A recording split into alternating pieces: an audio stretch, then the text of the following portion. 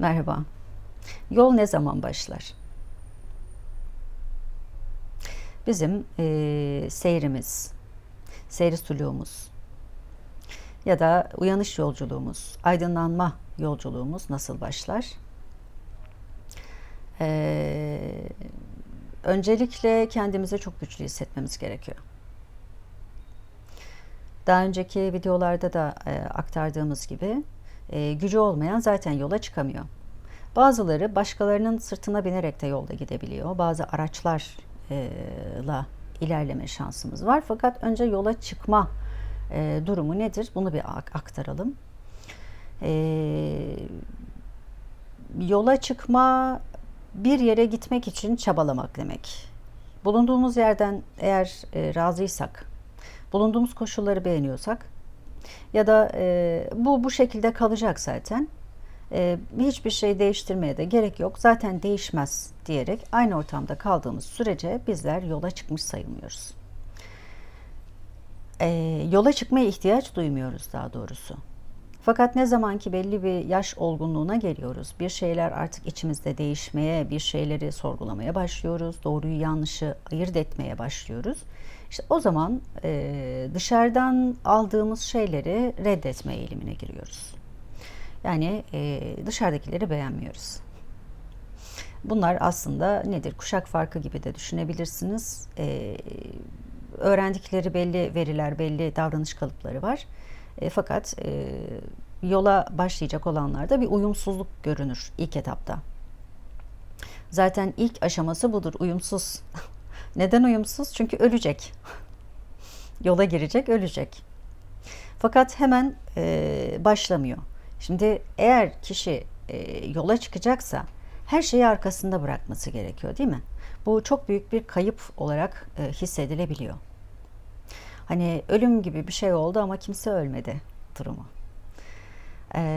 Çok büyük bir travmadan sonra gerçekleşebiliyor. Çok büyük bir duygu ve hal durumundan sonra gerçekleşebiliyor. İlk kundalini uyanışımız aslında bizim temel olarak.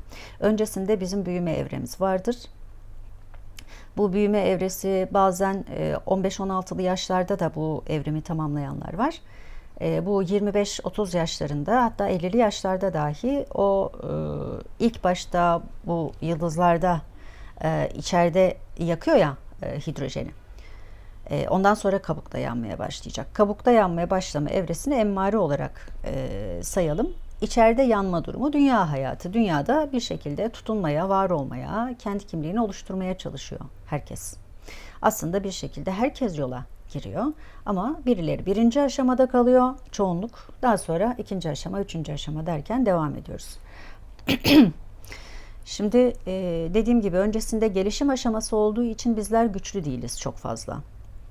Üç çakranın farkındalığını dünyada hayatın içerisinde minimumda gözlemlememiz lazım. Yani 7-8 yaşındaki bir çocuk yola girmez. Belli bir olgunluğa sahip olması gerekiyor. Bedensel ve zihinsel bir olgunluktan bahsediyorum. Bu işte saygı, değerler, bu ahlaki olgulardan bahsetmiyorum. Çünkü bize çok yanlış gelebilir karşımızdaki. Ama iyiler de ölüyor, kötüler de ölüyor, değil mi? Buna biz karar veremeyiz sonuçta. O yüzden belli bir büyüklüğe sahip olması, belli bir kütleye sahip olması gerekiyor ki yola giriş yapabilsin.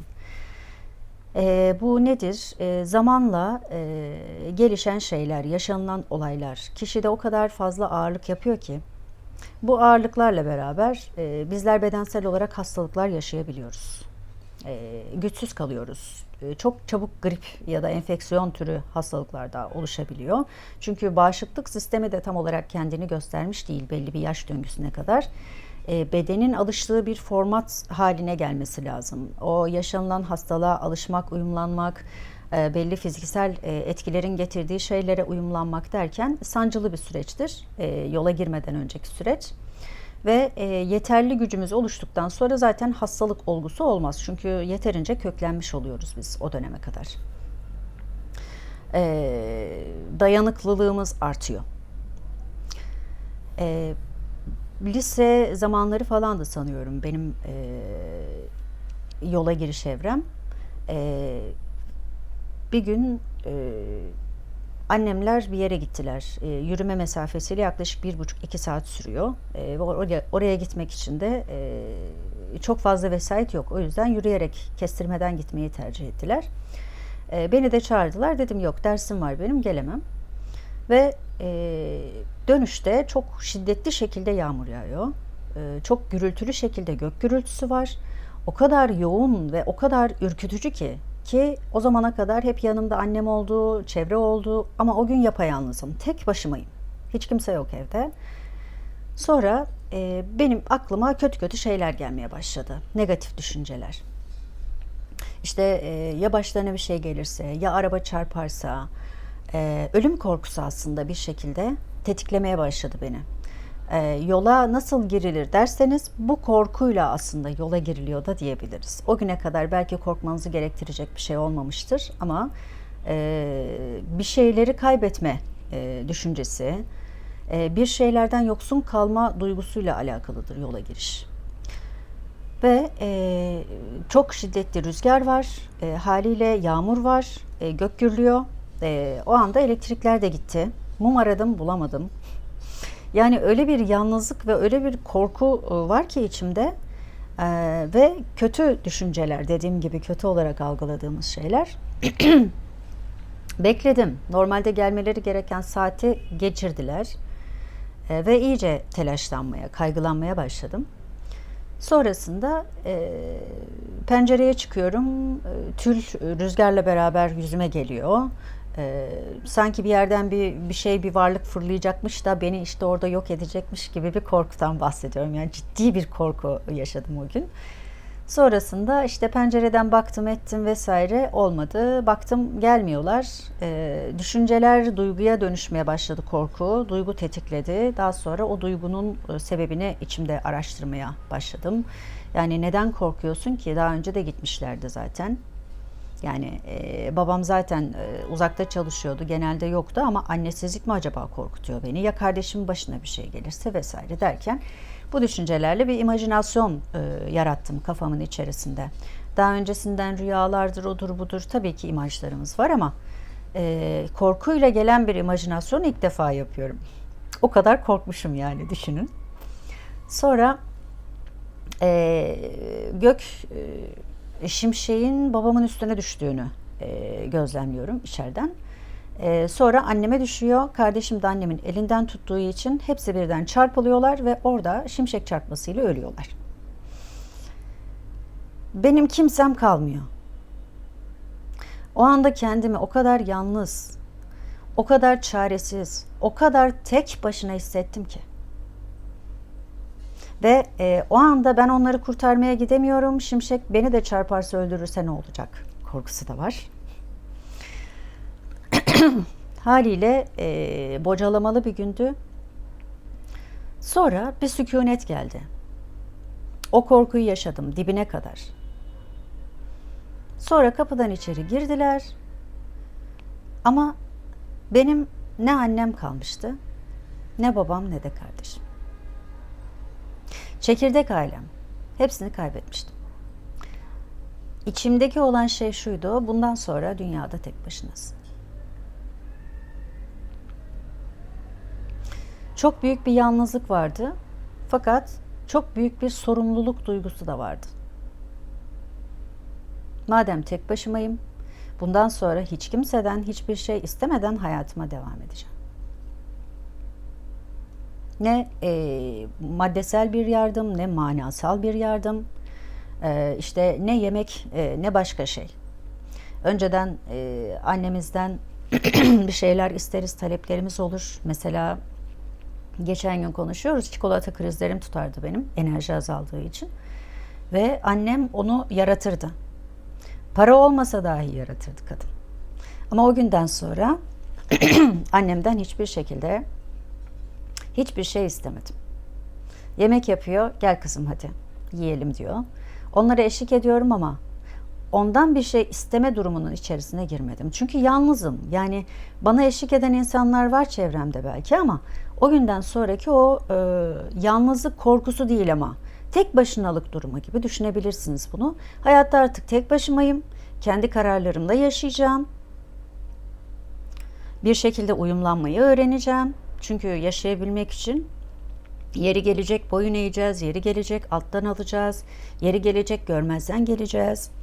Yani yaşamak için gereken her şeyi yapmam gerektiğini ayırt ettiğim bir dönemdi.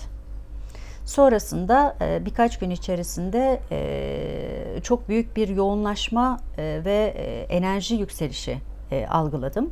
O enerji yükselişiyle beraber işte bu geçiş evresi, Kundalini ilk uyandığı zaman dilimi, bütün bedenimdeki her şeyin farkındayım. Ve bu bir sürmüştür bir 5-6 ay. Şu an geçmiş zaman olduğu için çok net hatırlayamıyorum ama o enerjinin yükselmesiyle beraber o zamana kadar işte karabasanlardan korkuyorum. Çok yüksek üstüme gelen şeyler var. Her gece kaç ay neredeyse doğru düzgün uyuyamamışım. 2 ay kadar. Ve çok yoğun bir şey var üstümde. Hani o gücün getirmiş olduğu bir yoğunlukmuş aslında. Onu sonradan ayırt ettim.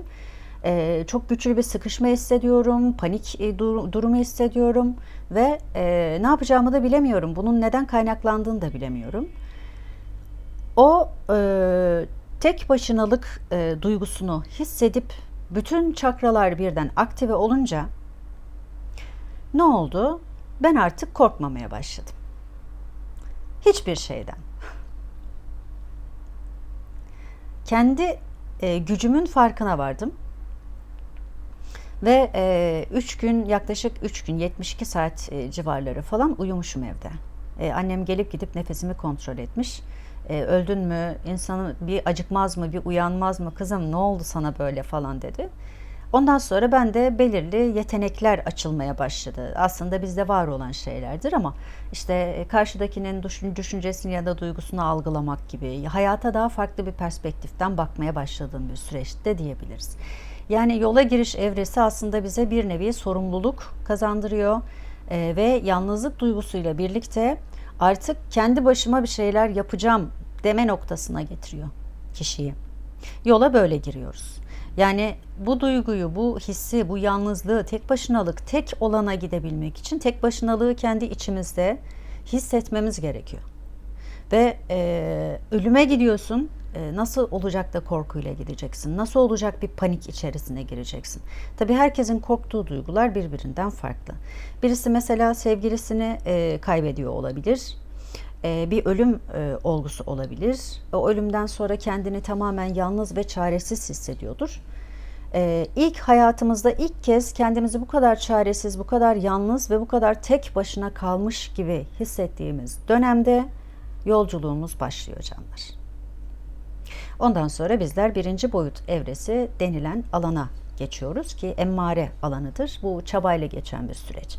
Çünkü tek başına kaldın, mecburen çabalaman gerekiyor, değil mi?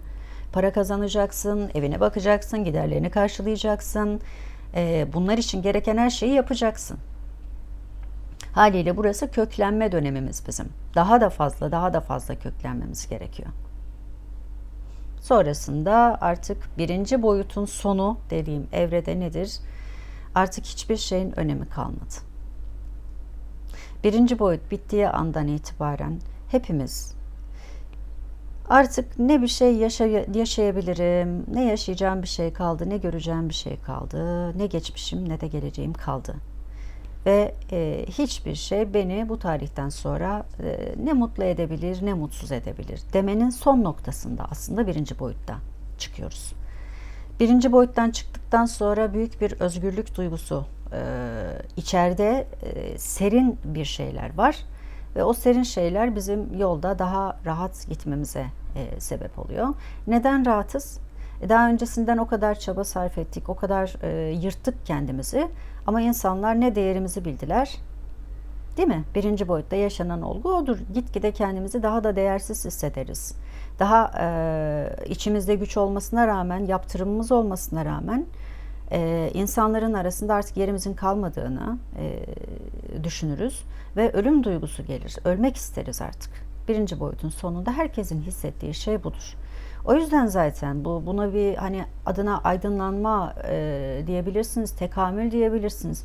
Ben özellikle ölüm diye tabir ediyorum çünkü birinci boyutun sonuna gelmiş olan herkes kesinlikle ölmeyi arzu eder. Aslında ölmüştür. Bir boyut geçecektir, gömülecektir. Bunu içinde ölüm duygusu olarak hisseder. Bir yere gitmekten, başka bir alana geçmek istemekten, mutlu olmak istemekten bahsetmiyorum. Birkaç senedir izliyorum. Serdar Ortaç'ı. Geçen gün de Bircan bana bir videosunu göndermiş, kısa bir video. Diyor ki herkes diyor her şeyi diyor yapar dünyada, gelişiyoruz, gitgide de bir şeyleri öğreniyoruz diyor. Ama diyor en güzel mertebe bezmişlik diyor. Bezmek gerekiyor diyor. Yani bezmeden diyor dünyanın gerçeğini anlayamıyorsun. Bu bezmişlik noktası birinci boyutun bitişi, bizim bireysel nefsimizin bitişi aslında. Artık ondan sonra nedir? Dünya ile ilgili bir çabamız kalmaz. Sadece kendi iç dünyamızda haklılığımızı bilerek yaşarız. Fakat dışarıdakiler yanlışlar yapar, dışarıdakiler bizi suçlayabilir. Ama biz içeriden öyle olmadığını biliriz. Daha da çok yalnızlaşmaya doğru gidiyoruz. Ama birinci boyutun sonunda yaşadığımız şey artık hayattan bıkma durumudur canlar. Öncesinde ne yaptık? Yalnız kaldık. Tek başına gideceğiz ya, tek başına kaldık. Artık bütün hayatımdan ben kendim sorumluyum. Bütün her şeyi ben kendi başıma yapmak zorundayım ya da yapmak zorunda bırakıldım. Bu ailesindeki kayıptan da dediğim gibi etkilenenler var. Ben bütün ailemi kaybederek aslında burada. En büyük kaygım benim ailemi kaybetme korkusuymuş. Çünkü benim için çok değerliler. Ya da birileri mesela çok hırçın olabiliyor o dönem. Aileye kafa tutup evden ayrılanlar da var. Ve tek başına hayatını mücadele içerisine girenler de var. Yola böyle giriyoruz, evet. Birinci boyutumuz böyle başlıyor. Ne zaman ki biz hayattan bıkıyoruz ve yaşamak için artık bir çabamız, bir isteğimiz kalmıyor. Kafamız yavaş yavaş gitmeye başlıyor. O zaman da bizim dünyevi nefslerimiz bitiyor ve birinci boyutumuz bitiyor demektir. Hani ara sıra soruyorsunuz ya, öldüm mü ben hocam diye.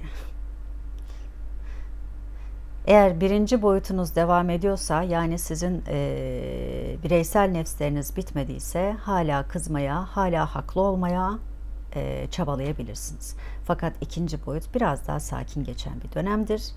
Çünkü kendimize ait nefsimiz yok. Hangi nefsten ölürsek ölelim fark etmez. İkinci boyut daha sakin geçen bir boyut.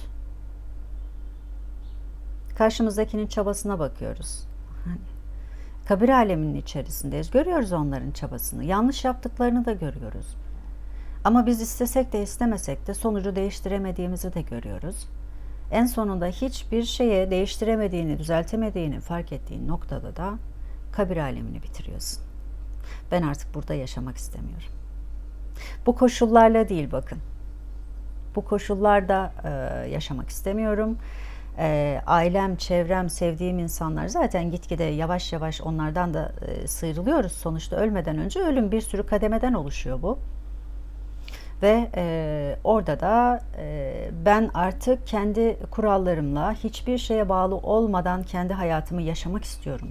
Kendi kararlarımla deme noktasında da kabirden çıkıyoruz. Ama kabirden çıkarken tabii bir şekilde birinci boyutun sonunda da yatar pozisyondayız. Çünkü ölüyoruz. İkinci boyutta enerji yükseldiği için haliyle biraz daha hayatın içine karışıyoruz, boy gösteriyoruz. İşte bizi sevenler, destekleyenler var. Bu arada geçen gün bir canla gene konuşurken o sohbet geçti. Dedi ki önceden insanlar dedi, ben dedi çok çabalardım ve insanlar dedi bunu anlamazlardı dedi.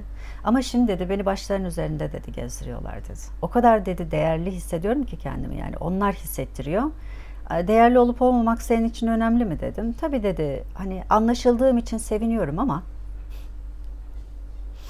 benim için çok da bir önemi yok dedi. Çünkü bitince değeri anlaşılıyor ya, insanlar ölünce değeri anlaşılıyor. Onun gibi düşünün. Neden böyle yaptıklarını anlayamadım dedi. Dedim ölüleri tabutta taşırken başlarının üstünde taşımazlar mı? Sen dedim şu an gömülmeye doğru gidiyorsun. Bir süre sonra artık şu an senin için evet beni seviyormuş bu insanlar diyorsun. Seni başının üstünde taşıyanlar için. O zaman onların yanında kalmam gerekiyor diyorsun. Ruhen yine onların yanında varlığımızı devam ettirmeye çalışıyoruz kabir aleminde. Yani yola girişle başladık, kabrin sonuna kadar geldik. Daha net anlaşıldığını düşünüyorum bu videoyla. Tabii ki bir şeylere karmaşa yaşıyor olabilirsiniz. Ama bir de yutma durumu vardır ya bazı şeyleri. Hani birileri size bir şey söyler. O söylediği şeyi eğer yutabiliyorsanız bilin ki kabirdesiniz. Ama sorumluluk duygusu var. Ve o sorumluluk duygusundan dolayı aslında bazen güçsüzlüğünden dolayı birinci boyutta da yutanlar var tabii ki. Ama içinde korku vardır birinci boyutta. İkinci boyutta korku kalmaz. Ölmüşsün zaten. Kabir aleminde neyden korkacaksın ki? Nefsin evet var ama nefsin şekli değişmeye başlıyor orada. Dünyevi nefsler gibi değil. Onları da zaten tek tek aktaracağım canlar. Yani levvame dünyada yaşanırken nasıl oluyor? Ahirette kabir alemindeki levvame nasıl yaşanıyor? Bu detaylara da gireceğiz. Sonuçta herkes ölecek. Seven de, sevilen de, sevilmeyen de,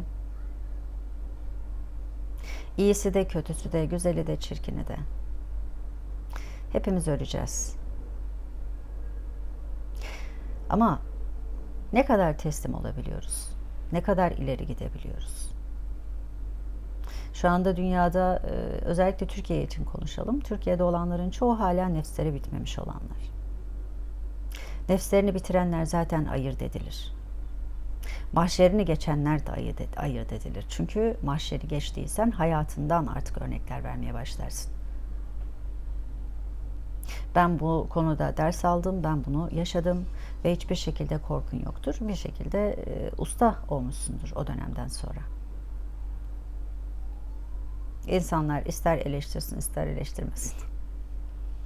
Bakmıyorlar çünkü. Yani o değil, konu o değil. Yapması gereken işi yapıyor herkes. Öğretmen de bir sürü çeşit öğretmen var değil mi? Neşeli olan öğretmen var, işte asi olan öğretmen var. Kırık not veren öğretmen var. Öğretmenden öğretmene de değişiyor. Yani ustaların çoğu zaten öğretmenler. Hayatta bir şeyleri algılayabilelim, öğrenebilelim diye karşımıza çıkan insanlar. Bu dönemde şanslı bir dönem. Çünkü sağ olsunlar çok sayıda canlarımız var. Hepsini selamlıyorum. Hepinizi seviyorum.